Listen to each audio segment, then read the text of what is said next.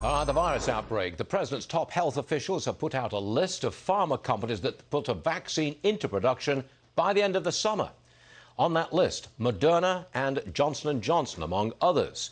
Mark Siegel, Dr. Siegel, is with us now. All right, Doctor, what does this mean? Will we actually see a vaccine by late summer, late September, that actually works and has been tested? In your opinion, will we see it?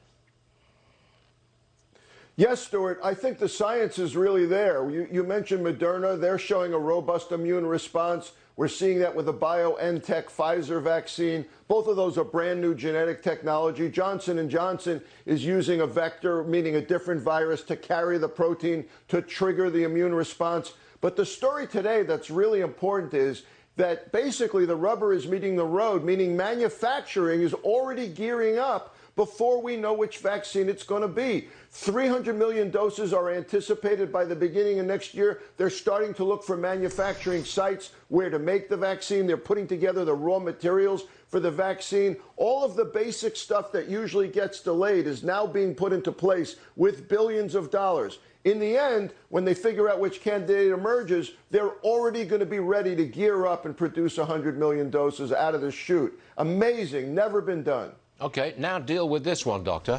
Dr. Fauci says we're seeing this surge in new cases because we didn't lock down completely. What do you say about that?